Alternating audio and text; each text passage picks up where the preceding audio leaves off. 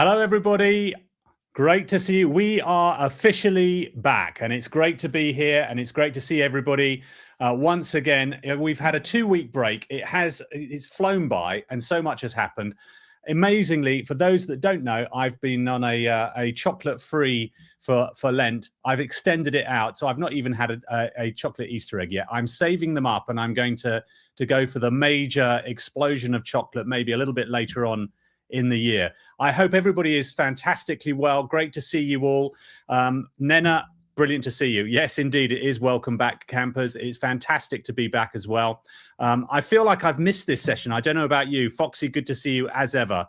Always good. And yeah, I was hoping I would be perfectly on time today. The streaming issues that we have is always important to do. So hopefully I've been on time. And according to Foxy there, I am perfectly on time. So of course I've made sure we have. For anyone who is new here to this session, make sure you introduce yourself, say hello to everybody, let everybody know whereabouts in the world that you are coming from. We have so many people coming from so many different parts of the globe. It's always interesting to see where you are, and make sure also that you are introducing yourself to each other. If you haven't connected, make sure you go and connect.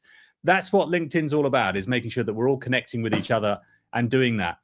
Today, we are going to go through a subject that I think that most people are absolutely petrified about, and most people probably ask questions about. In fact, it's probably the subject that I get the most questions on rather than anything else, which is about creating content, how we create content on LinkedIn and putting yourself out there. And I'm not surprised, because it is petrifying for everybody. I know that on my own branding journey, my own LinkedIn journey, I started just over a year ago. So it's like February last year. And probably like everybody else, I was sitting at my screen for the first week of it, petrified about what am I going to do? What am I going to talk about? What do I need to do? And suddenly I found that creating the content itself and getting the ideas, that came to me pretty well. But the fear factor for me was about pressing the button and actually putting it out there. That was the bit that I think that I found the most frightening of all time. Let us know what you think. You know, it's really good. I'd be fascinated to know whether you've been creating content and you've been posting out there a lot, or if you've just putting in a little bit for them. Tell us how you feel. Tell us what you think as well. Good to see. I can see a few more coming in. Philip, great to see you as well. And still in Aberystwyth, and nothing wrong with that. Always good to see that as well. So look, it's really, really good to see so many people coming in here as well today. But you know, it's important to see why create content. I've talked about this subject quite a lot with a lot of different people, and the one consistent question that I get coming back is always, why do I need to create content? I'm not an influencer. Why can't I just apply for jobs? I'm just looking for a job. I don't want to try and be some great social media influencer, and I don't need to do that. And unfortunately, in this current climate, you do. You need to be getting yourself out there. Now, you don't need to be an influencer. That's not the purpose of this. The purpose of all of this is to try and gain visibility. And why is that? And that is because, and anyone who knows, who's been on this call a lot, who knows, is that the job market as we are familiar with it is pretty much broken. The amount of times that you have to apply for a job to get even communicated with. I saw a stat the other day and this is from 2024, that less than 2% of job applications actually get a message back. 2% of all job applications. That's extraordinary. That's not getting an interview or even getting hired. That's just getting communicated with. And for me, that shows just quite how bad it is. And I could imagine that was 2 years ago. I can imagine that it's got a heck of a lot worse now. So what do you need to do to try and change that? Well, the way to do it now, and the whole way that the market has shifted, is to create more attention. You need to get more eyes on you. And LinkedIn is a perfect platform to be able to do that. You have at your fingertips 1.2 billion people. Pretty much everyone in your target audience, of all the people that you want to see, that you need to try and get in front of, that you want to work for, is going to be on LinkedIn. Pretty much everybody. And so why not try and put your focus specifically into that market? Getting visibility on LinkedIn is absolutely vital. And that's the area that you need to be concentrating on. And listen, this is a great prompt, because an amazing challenge that Nena has done. You've just finished 100 days, 100 post challenge, and you're fearful because I didn't post yesterday. Well, look, first of all, a massive congratulations and well done for doing 100 days in a row and 100 posts. It just goes to show that anyone can do this. You can all do that. And what you've achieved there, Nena, is extraordinary. And what you'll tend to find is that as you start to create more and more content and you start getting yourself out there, people start to get to know you. And that's the key to getting hired. In the old days of getting hired, we prepared our CVs, we found jobs, we sent them off, we waited for people to come back, they invited you to interview, and it was a little bit of a numbers game. You just went out to, I don't know, 20, 30 jobs, and you were pretty much guaranteed to get a job. It doesn't work like that anymore. And because the focus is that you're having thousands and thousands of people applying for the same job, recruiters are overwhelmed. They end up sifting through the majority of them. As we've established, you're not going to hear from most of them. And then you're just carrying on in that way of continually applying, and you're stuck in that process right the way through. And getting posts out there is how you're going to get more eyes onto you. Absolutely, Foxy. Look, I had a post that got 12,000 impressions this week and had 3 different companies reach out to me about a job. Where were they when I needed one? That's always the way. You wait for a bus for hours and then 3 turn up at the same time. So, but the point is the same. It is exactly that what you've got to try and do is to try and shift that whole focus, move it away from a process that isn't working effectively, and applying for jobs isn't working effectively. Now, at some point, you are going to strategically apply. I'm not saying never apply to a job, but the focus that people are spending hours a day sending off CVs to thousands and thousands of jobs is mind-numbingly. It's awful. It creates so much stress. It is really painful process. I know so many people who've gone through that. And what I'm advocating is taking the majority of that time and investing it where it works, which is creating visibility online.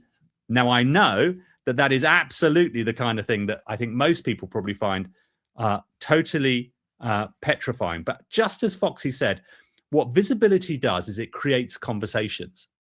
And that's what you're trying to get, because those conversations will create the interviews. And of course, the interviews will then create a job offer. That's what it is. And it's about trying to change the mindset that people start thinking that LinkedIn is just another jobs board. Don't think of it as a jobs board. In fact, every single person at LinkedIn will all say the same thing. They hate it being described as a jobs board. They will say it is a professional networking site. That's how they describe themselves. Given half a chance, they probably wouldn't even have any of the jobs advertised.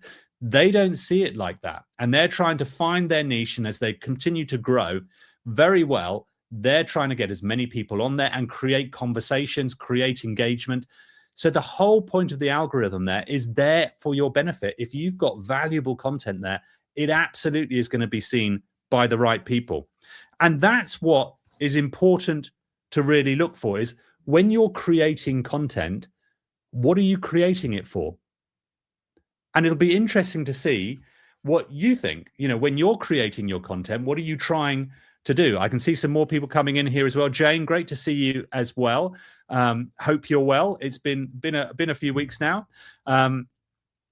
Also, Hazabal, also good to see you as well. Thank you very much for coming in. It's really good to see everybody. Nena, the job market is a proper mare. That's a good way to describe it. I think it is a bit like that. I want people to come to me, not the other way around. Hence, continuing posting so that I'll be at the forefront of people's mind if they're looking for a finance person for TV, film, music. And absolutely right.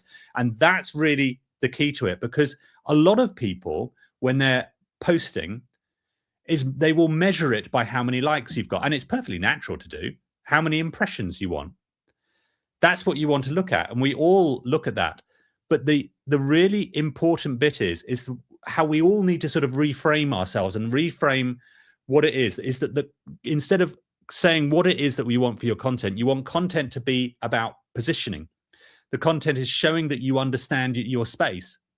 That's what you're trying to do. So for Nena's position, for instance, she said it absolutely in that, is that what you're trying to do, Nena, is find value and show and demonstrate value for an accounts person in the TV, film, and media space. That's what you're trying to do. So you've already identified very clearly what it is your market is.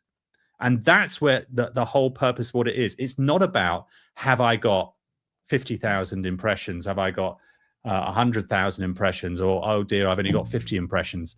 Because if you've got 50 people seeing you and they're the right people, that's far more valuable than having 10,000 people and none of them are right. They're just not your market. In the same way that what Foxy said with his comment there is that you got those impressions there, but the vital part of it was that you had conversation. You had 3 people coming to you talking about jobs. They were speaking directly to you. That's the measure that you need to look at, is what the results are. Are you getting people coming to you? And that's the main difference for it. And Nena's absolutely right, is that the whole jobs market is changing in its approach for where it is. The old way of sending a CV, sitting there and waiting for hours on end, days on end, months on end, years on end, is over. People shouldn't be doing that. There are much cleverer ways of connecting with people and understanding what there is to do from that side of things. So what do we need to do in order to try and develop this content? Jane, agree trying to position myself and my new business in the market and drum up business. Absolutely. And I've seen a lot of your posts. They're really valuable. And what I really like about the post, and if you're not seeing Jane's post, if you're not connected, please do connect with Jane. Go and have a check out some of her content and her new business. But absolutely, you nail it very well, Jane, is that you talk about, and the area that is the expert for you, you're showing your value, you're demonstrating your expertise. So when people read your content, they understand very, very quickly, Jane can solve problems for me. The key to it right from the get-go, though, is identifying your target audience. And that's the first step that I would always suggest, that before you write your very first piece of content, the first thing that you should do is understand who it is that you want to have looking at it. Philip, totally agree with this philosophy. Challenged by the clickbait behavior of the platform, I had a post that hit 44,000 impressions and nothing. Next post, only 300. Absolutely. And look, I'm not saying that always ignore impressions. For sure, it gives you a little bit of an indicator. First of all, what it will do is it'll give you an indicator of whether or not the content that you're producing is of interest to people. But the key to it is that you've got to try and direct it to the people that you actually want to have look at it. Because if your market is in shipping, for instance, is it going to be particularly valuable if you're creating content that is all about your love of horses? It's probably not going to be, unless somebody in shipping happens to like it, because the way that all of these social media channels are now changing their approach, it is gone from social media to interest media. The way that their algorithms will work in general is basically they will push content to people about subjects that they're interested in. So you probably have seen this when you're flicking through Instagram or TikTok, that you'll look at some particular pieces of content. It might be, for instance, that you're looking at dog leads, and there's people are talking about dogs, and you've just seen a couple of different bits about it, and you flick and you stayed on it, you quite like that, and then you might notice that for the next day, suddenly you're getting a whole raft of videos all about dogs and dog leads and dog hand and all the different bits of it, and probably from the same channel that you looked at it, and you'd never seen them before. And the reason for that is it's about interest media. So the algorithms, and LinkedIn is moving to that as well, is all about, it's trying to predict what you're interested in And if you're trying to consume that content, and don't forget, most people on these platforms are consumers of content, they will push that more and more to them. Yana, hey, great to see you. Nigel, this is the reframe most people building on LinkedIn need to hear. 129,000 impressions means nothing if they're the wrong 129,000. Absolutely right. The metric that matters is whether the right person read it and felt something shift. That's when content becomes positioning. 100% correct. And that is exactly it. So you might then turn around quite rightly and say, well, how on earth do I get the right people coming to me? How do I find my audience? Look, there's a couple of different ways to do it. Yes, you can use LinkedIn to start mapping your market. And remember what I've said before, start to look at the companies that you want to go and work for. So all you need to do is then start following those companies that you want to do. And it might be the competitors of the companies that you've worked for in the past, the market sector that you're interested in.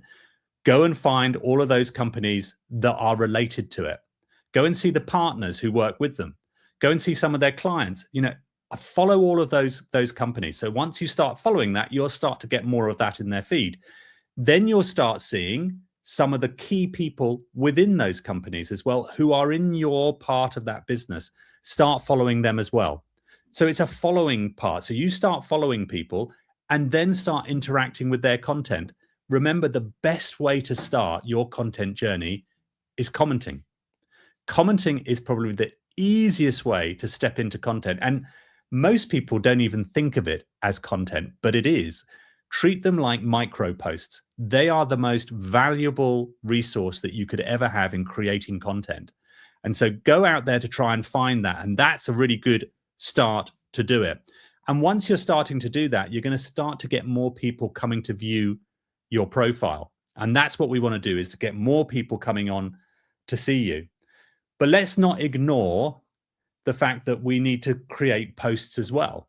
So, and we all can do it because, of course, Nena has done 100 posts in 100 days in a row. It's absolutely possible to do it. The world didn't explode. Nothing went wrong. She did that, and it was a real mixture. And I'm sure Nena will confirm it was a real mixture of different types of content, from both text, picture, video, did them all. And I think that's really, really valuable to do out there. But what I want to give is a little bit of advice around it as to the types of posts that you can do. Because again, I think people sort of struggle a little bit with, even though I think all of us are probably quite happy to go and do a comment on somebody else's post, but creating our own is where suddenly that fear factor really kicks in. What can we do to try and combat that? Well, the first thing is to try and think of ideas. Again, AI is your friend. ChatGPT, Claude, whichever one that you want to use, whichever is your preferred platform, go and use that. Go and put in your profile, ask it to analyze it, ask it to look at the market, and ask it to come up with some content ideas. Give yourself a list of content ideas of where that is, and then you can start adding to that. Do it a mixture. Make sure that you prompt it to say, I want to create value. I want to demonstrate value, and start getting those in there. But to my mind, there are 4 different types of posts that you can have. And this will really help you in trying to section out and plan your content and how you're going to go out into the market. The first one is what I would call an insight post. And an insight post is the sort of thing of what I'm seeing in the industry at the moment. It's almost a little bit like a commentary, but you're giving your personal view on something. So for instance, if you're looking for Nena's example of accounts in the TV and film industry, she could then comment on a particular article that she might have seen. So she might see an article that's related to it, that's finance related, and you can then provide your own personal insight from that. So your commentary and you're adding value from that side. The second one is what I would call a story post. That is something that's personal to you. And we probably hear this a lot. There's a lot of people who talk about content online and the different forms of content, and they will talk a lot about the personalization of your content. Make it personal to you. And this is very much down that road of, it's a sort of a lesson learned from something, or something that happened in the past, whether it's work or a personal story. Absolutely do that. people will engage very well with that, but that gives a real insight into you as a person. And I think that's a really interesting one to do. The third one is what I call an opinion post, or it could be called a controversial post. So in other words, it's something that could well be an unpopular opinion, something that sets you out. Some of us are probably more comfortable doing that than others, of actually putting yourself out there and coming up with a post that is particularly uncomfortable. But what you will find is that will prompt a lot of engagement. It'll prompt a lot of people to want to try and make a comment. And that's really good because, again, the more that you can get people engaging, the more that you can get people commenting on your posts, the more that LinkedIn will think, hang on a minute, people are interested in this. I'm going to push this a little bit more. And don't believe that LinkedIn won't push posts, because they will. All platforms will do it. If they see the types of media that they like, they will absolutely start to push it and promote it a little bit. And that's without being paid or anything like that. And then the fourth type that I would look at is what I would call practical tips. So it's sort of the three things that I would do to try and find a job, that type of a post. And what you will find is all four of these types of posts you can mix up. You don't have to do it that one's on a Monday, one's on just mix them up. It just gives you a better sense of it. And what it also means for your audience is that they're going to start seeing a real rounded person. They're going to see all the different aspects to you. They're going to start to really understand you. And above all, start to trust you. Because the point of creating this content and what you need to do is about creating trust. Because when you're getting people to look at your profile, to look at your post, your content, who read your comments, what you've got to have is a consistency there. And that consistency is one that you're somebody who is expert at what you do. This is a competitive market. If you're looking to try and find a job right now, it is tough. It's not easy out there. And we see in the press all the time how there's lots of different things going on in the world. There's lots of different macroeconomic issues, that unemployment's going up, that, opportunity coming down and investments coming out. We hear all this all the time, but there are still jobs out there. But a lot of those jobs are not being advertised. They're not being posted. They're being headhunted for. They're being still considered. They're still probably in the budget stage. And what you've got to do is differentiate yourself in the market. And what content will do is exactly that. It will start positioning you as the best candidate for the role before you've even ever applied, before anyone's ever applied. And ideally, what you want to do is to get yourself in that position where you are that sole candidate, or at the very worst, you're the preferred candidate and you're getting through that. And that's what all this content journey will do for you. Now, when you're creating this content, it's really important to not worry about perfection, because if you're trying to seek perfection in it, you'll never post anything. And that's probably one of the biggest things, the barriers that will prevent you from starting in this journey and starting to get yourself out there, is seeking perfection when you go out there. Hello, LinkedIn user. I understand consistency is key. I've been trying to improve my LinkedIn profile, so I have been posting weekly based roughly on the themes you've mentioned for the last 6 weeks. How long does it take on average for fruition? I work in digital product delivery, though I plan to do this even after I am in contract to stay consistent. Look, consistency, and it's a really important bit, and I was going to talk about this a little bit later on, but I'm going to talk about it now. This is like my number 3 type post, an unpopular opinion. And the unpopular opinion is going to be this. This is the bit that is away from the norm, because the norm will probably be, if I asked all of you, how often should you be posting?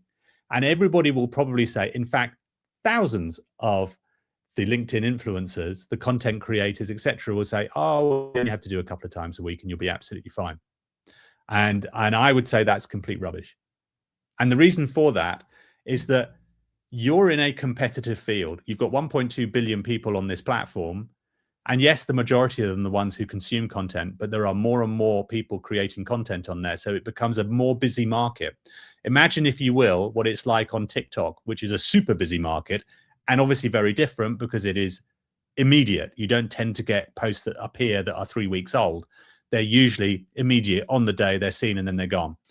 If you are posting once a week on TikTok, you're never going to get anywhere. And we all sort of know that. You would know that instinctively. But we seem to think on LinkedIn that it's still a bit different. Oh, no, that's a bit different. People don't want to see it. Oh, if you're posting too much, people are going to get annoyed with it. That's the reason why Nena has done her 100 posts, 100 days consistently. I would be arguing there is no upper limit on how much you should be posting on LinkedIn. If I was out of work tomorrow, I would be going 100% all in on LinkedIn. And I could tell you now, I would be outworking every single creator out there. I would be commenting en masse, hundreds of comments every single day, as much as I can do. I would be posting every single day, numerous times a day, because I've got a lot that I want to talk about. Got a lot of people I want to engage with, and I want to make sure that my content gets seen. I'm not going to leave anything to chance. And I know that's an unpopular opinion, but absolutely, I would do that. It is incredibly competitive out there. And that's why it's important to make sure you get seen. Now, the more that you do that, of course, if your content is complete rubbish and it's not particularly interesting, then it doesn't matter whether you are posting once a week or once every minute. The fact of the matter is, if it's not particularly interesting or engaging, people aren't going to do it. So there is also that to do it. So it's more important to make sure that you crack getting good, interesting content, that you set it out in the right way to do that, rather than whether you do it 2 to 3 posts a week or whether you do 2 to 3 posts a day. So make sure that the quality is something that you should be doing and working on. But once you've cracked that, absolutely, consistently posting content, I would do it daily. Absolutely. And while we're on the subject, again, don't listen to the people who will sit there and say, yeah, but on the weekend, people aren't really looking at it and you're not going to get anything. It's natural that all of your engagement comes down at the weekend. Some of my most viral posts that have had 500,000 plus impressions, had loads of interest, loads of people coming to, loads of profile views, have been on either a Saturday or a Sunday. And then some of them have been on a Wednesday. Some of them have been on a Tuesday. And some of the worst days that I've posted have been on a Monday, sometimes on a Sunday, sometimes on a Friday. It's actually irrelevant. And the reason why they were successful was because they were good content that resonated with my audience. The reason why they were unsuccessful and failed was because I wrote some rubbish. It wasn't very good. It wasn't interesting. People didn't really like it. And I don't take that personally, because way I look at it is that it gives me an idea of what it is that's going to work and what's not going to work. And is the guiding principle that you should be looking at. So that's what I would work on. And I know it feels scary to do that, but I think absolutely, I think it's really, really important for you to take the prompts back from the market as to whether something's successful. Now, look, what I think it's probably quite good for you also for us to discuss a little bit on the types and the way that you format the content and what you should be doing. In truth, how you write, the best thing to do is use your own style. So absolutely, you can use ChatGPT or Claude to try and help write the stuff, but absolutely 100% do not cut and paste that and just put that straight in. You have to use that as a prompt, and you need to use your language completely for it. Foxy, I would argue that you don't need to show expertise.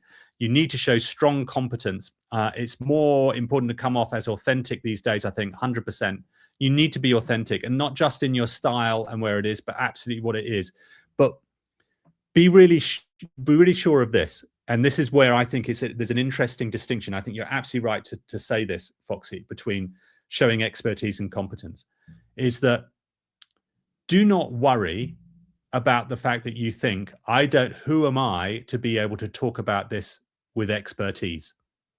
Because that's that little voice on your shoulder that 100% will come out, who will say that, who are you to write that? There are plenty of other people out there who know a lot more than you. You don't know so much about it, and it stops you from doing it. That is that imposter syndrome, and imposter syndrome will 100% come out when you're creating content on LinkedIn.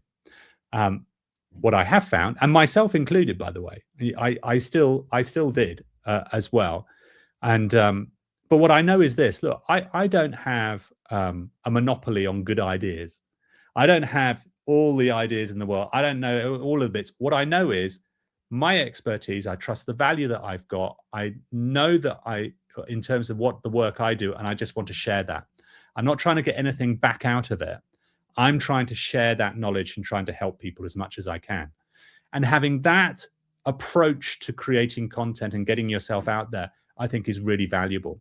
But you will need to combat, and I think what Foxy's done there is raised a really good point, is over that imposter syndrome, because it will absolutely appear there, certainly in the first 2 to 3 weeks that you're doing it. You tend to find that after sort of 2 to 3 weeks, you start to get used to it. Those feelings start to just dissipate and go away. And consistency is really key. And if you can crack those first 3 weeks, then you tend to find that you've got over that hump and you can keep going forward. But look, let's go back to how you structure that kind of post and what do you need to do. Look, there's some simple things to do with it. You will probably notice when you're scrolling through LinkedIn, you'll only see the first line and then the second half of the second line as well. Those are those two bits. That's where you need to put your hook. So in other words, if that's not interesting enough to try and push people to look at it and open it up, then people will just scroll through. And I'm sure that when you come off this call, what I would suggest is go through your LinkedIn and start scrolling through content. Start having a look at it, but do it from a critical point of view. Even if you've never posted before in your life, look, be super critical. Be a Simon Cowell. Go out there and start analyzing the post that you can see there, and then look for yourself and think, is this something that prompts my curiosity? Is it something that I would like to? But you will see plenty that you will see on there that you'll think, not interested. No, not. You just want to scroll through. It's nothing that's going to be of interest. So that's a real good measure there. And you can make it in a way for your market. So that first initial hook is really important, because that's the bit that will start to encourage people to open it up. You could have the greatest content in the world, the most informative value add in the body of the actual post, but if somebody's not hooked in to want to look at it, then you've lost it completely. So it's really, really important to get that right. Then once you've got that in the main body, once you've got them to open it, look, get something that again is authentic, is personal to you, giving your view about it. Make sure that the whole purpose of everything that you're doing is to give, that you're giving, providing value, and you're not asking for anything back. You're just showing something back with that. And then the last bit at the end is you want what we all call in here, in tired corporate phrases, is a call to action. So in other words, you've got to ask the reader, your audience, to do something. And that could be, like I might do for this, click the link below to register for this seminar. It could be, what is your opinion on that? Do you agree with it? Give me your comments. So you're prompting comments for engagement. Or it might be that you want somebody to get a download. Click to let me know if you want the download. I'll send that through to you. So there's lots of different ways, but you need to have some kind of call to action at the end. Don't leave a post which is really, really good, and then at the end of it, nobody really knows what to do. Just go, oh yeah, that looks nice. And they might click yes, they might comment, but they may not do. So give them a prompt, sort of give them a little bit of a nudge to get them to do something you want them to do. And that way is a fairly good structure. It's really basic in what you need to do with it. And that's what I think you should be looking at from that side of things as well. Then it's really important to talk about the follow-ups. So just creating content is one thing, but then what makes it really effective is how you follow up on all of that. And there's two different areas that you're going to have in the follow-ups. First of all is the people who comment on it. And hopefully you're going to get lots and lots of comments, lots of engagement, and people talking amongst themselves with it, which is the nirvana. That's what you want, is that people are just starting to talk because it's become really interesting and people are having a discussion about it. But make sure you engage with it as well. So when you get there and you're starting to get comments, make sure you comment back as well. Now, you want to try and avoid, as ever with all of these comments, thanks, great insight, congratulations, those kind of comments back. Now, occasionally you might do, especially if you're doing volume commenting. But as a whole, if you've got somebody who said something and you want to prompt more conversation, again, like you are as a mini post, respond to the comment, add some valuable insight to it, and maybe pose a question to it to prompt another discussion. Because again, what LinkedIn's going to really like is if you get one comment and then it's replied to, and then it's replied to again, they will then pick that up as seeing there's a conversation taking place here. It's obviously prompting some interest. I'm going to push it a little bit more. And that's how you start to get more views on it. So it's really important that when you're doing your posts, the most important thing is to comment on the comments you've got there. Help to prompt it, engage it. You can even put your own comment just standalone if you really want to add something else to it. It could be that you've got a PDF or you're going to go to your YouTube site or something like that. Something in there as well to give that as well. So it's really, really important to do it. The second part of what you need to do in the follow-up are the people who come to your profiles. I remember it might have been on one of these LinkedIn live sessions. I remember a question, it stuck with me, where somebody said, I've had loads and loads of people looking at my profile. So I'm creating the content, I'm commenting, and people coming onto my profile, but they're not messaging me. Well, why should they? Why should they? They're not going to do that. You have to follow up with it. You've got to continue that conversation. You've got to start. That's where the networking part of it comes in. And that could be for two reasons. One, they might have gone onto your profile and thought, I don't understand what they've got here. It makes no sense. Where's the value? Which then pushes back to what we've talked about frequently, which is make sure that your profile is fully optimized, fully demonstrates the value that you can provide to your future employer, to anybody out there, that people can see you're someone that solves problems. Can they see that? And again, have a look on your profile to ensure that. So when people are going on your profile and looking at you, they can quickly understand what that is. But also, LinkedIn will tell you, you can see profile views. So you can see the people who have gone on there. Go and start engaging with them. Now, you'll be tempted to think, I'm just going to go and message them and say, oh, I see you looked at my profile. What can I help you with?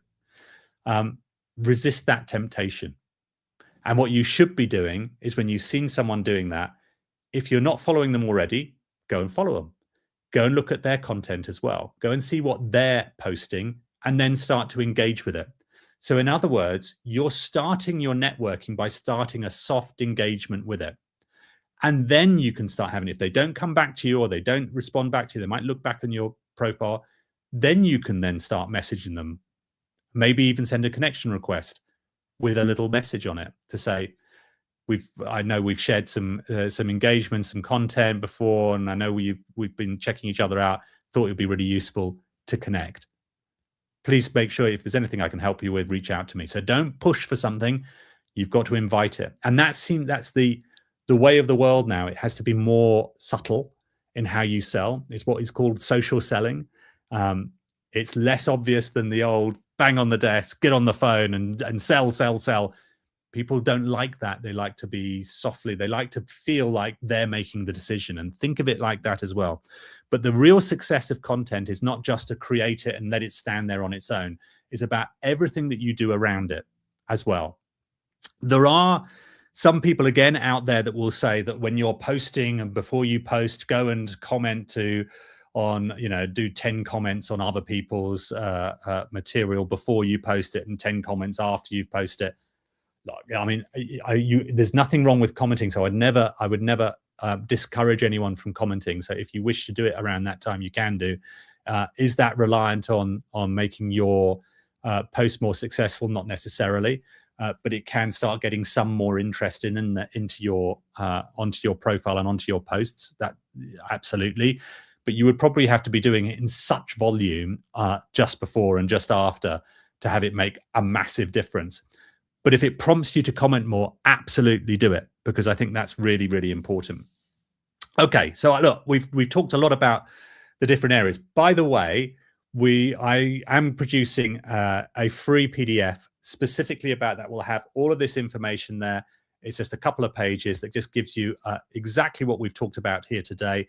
I will make that available on the Get Hired community. If you're not part of the Get Hired group. It's a circle group that we've got. We've got hundreds of members onto there. Please do. James will be putting the link into the comments. If you're not a member already, please make sure you join that. There is a section there particularly for all of the materials that we're doing. We're producing more and more materials. What you will find is for all of our LinkedIn Lives, we're going to start putting more giveaways and more PDFs for everybody to try and help along some guides there, so that you can not just have this session, but also something you can take away with you as well. And while we're on that, we're going to go back to what I think we sort of started with, which is sort of how we measure our success with our content and what we need to do. Because we started off by talking about this, but about whether it's impressions and does that equal success? And of course it doesn't. So the impressions do not count for success, but it's still nice to see whether it is. So look, don't be ruled by the impression count on it. Be guided by it, because I'm not suggesting you completely ignore it, but what I am suggesting is that look at it, but use it in order for you to have feedback, direct feedback, to see, is this the kind of content that people are interested in? And if you're finding that the impressions are low, don't blame the algorithm. Don't blame LinkedIn. It's very tempting to do, and you'll probably see lots and lots of posts out there that will say the algorithm's done this and the algorithm's done that and it's changed and this is the reason why my post isn't doing well. And as I've said before, no, the reason why your post isn't doing well is because people are not interested in it.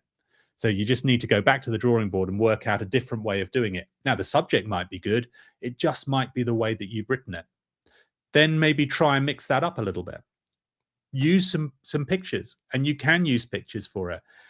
And the best way, the ones that tend to do better the most, is a picture of yourself. And I know none of us like having your picture taken, and you don't really like doing selfies and doing that kind of stuff, but do that. Absolutely. There's nothing wrong with that whatsoever. No, yeah, I keep hearing you need to be commenting 15 minutes before and after posting. I've tried doing that. Does sod all exactly right. It isn't. But, as I say, I would encourage everybody to comment. So if the worst downside to it is that it gets you commenting, and it's doing that, and I think that's good to do. But for me, commenting is all about commenting strategically. So it still has to be in volume, but you need to comment strategically. So on your target audience, on their content, on the different areas that the people that you want to bring to you, you should be commenting on that. That's going to get you a lot of views and a lot of attention. But also mix that up. So look, as I mentioned before, it's important to do different types. So get some pictures. Pictures can do really well. Are picture ones going to be the ones that do the most amount of impressions? For me, no. The biggest, most viral one that had over 1 million impressions was just a text post. That's all. So there was no picture behind it. I didn't do any commenting before. I did no commenting afterwards. It just exploded. It just went. And that was just it's just something that resonated, right time, right place. It just happened to do it. But absolutely, I'm a great believer in having a real good variety of different types of content. And LinkedIn provides that for you. I'm a great believer in video, and I know that probably sends shudders down everybody's spine as soon as I mention that. They're thinking, yeah, he's mentioned the video word again. But get out there and do it. You have on here, you've got a camera that is better than Hollywood was using 20 years ago. So absolutely, you have everything at your fingertips. You don't need some fancy new camera and spend thousands of pounds on it. Your mobile phone does it all for you. 100%. Speak to the camera. Speak from the heart, do it for about 20, 30 seconds, use CapCut to cut it up beforehand and afterwards, make sure you put some subtitles on, because just about everybody looks at video without the sound on for some reason on LinkedIn, but that's the way it is. And get out there and do it. And it doesn't matter what you look like. I've given up worrying about what I look like on camera and on video and how I sound. Nobody likes it. If you look at all the greatest Hollywood actors and you ever look at ever of their interviews, they will all cringe. If you ask them, what did you think of your performance? Did you see that? Or even if they're showing them, I've seen clips of Richard Burton where he was on a bit and they were showing him one of his films, a scene from his film, and he couldn't look at it. He couldn't even look at it while it was there. And you could see how uncomfortable he was. Now, if Richard Burton is worried about how he sounds, then I don't think any of us have got anything to worry about. So there's nothing to really worry about that. Just do it and just get it out there. So I would be a real big advocate of making sure that you do everything that's available for you. So that's text posts, picture posts, video posts. You can absolutely create newsletters as well. It's another great way of doing it. You can get if you've not created a newsletter, I think it's another good avenue to do, and it goes directly to your followers, the people who will follow you and take on your newsletter. So you're talking to them, and that you don't have to do every day, obviously, but a weekly newsletter is quite easy to do, even if it's just a monthly one. But I think a regular one there is a little bit more long form and gives you the opportunity to be able to discuss in more depth subjects that are really pertinent for your area. Plus, also, I know I am pretty. I know I am. I don't worry about myself that much. I may not have a great deal of hair left, but hey, you know, that's become a little bit more popular in the movies nowadays. But thank you, Foxy. I appreciate that. And but also remember that if you're worried about what to create, you might see, if you see on my content, I create a lot of polls as well. I think they're a fantastic way. Everybody loves a poll. Everybody gets really good engagement to do it. But also make sure that when you're creating this content, comment on your own content. And I don't mean commenting underneath. Create another post about it. I will, every single poll I do, I will do a follow-up post about the results and talk about it. To say, I've just done a poll. It was about this subject. Can you believe what's been going on? This is what people believe. And then do your commentary about it. And it prompts more conversation again, especially if it's a popular one. There are so many opportunities there that you can have that will do that. Now, look, as ever, we have rapidly come towards the end of our session. I can't believe it's gone that quickly. I've been away for 2 weeks, and I've been talking endlessly for 2 weeks, 2 weeks worth of talking in one go now here today. That's obviously the reason why I shouldn't really take breaks from the LinkedIn Live. However, we are going to be doing something really different next week. I did promise that we were going to be doing a lot of different changes when we're coming back. Next week, we're going to do a really different session.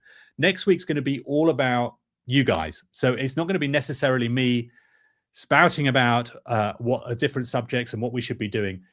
It's going to be a real session that was going to be about everything to do with you. So it's a question and answer session, and we're not going to be getting, it's going to be about any subject that you like, any of the issues that you have.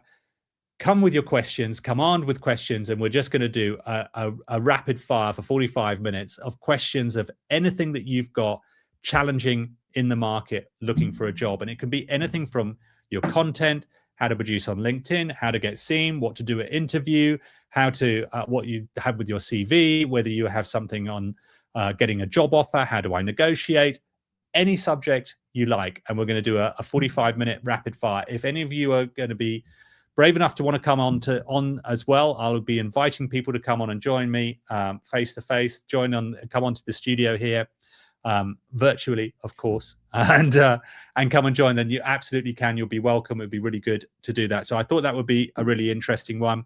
I hope you've enjoyed this session. I hope it's been really useful for you. Please check out the Get Hired community group on Circle. Come and join if you've not already there. Download all the material there as well. I hope you have a fantastic weekend. It's great to be back and great to see you all. Enjoy, and we'll see you next week. Cheers.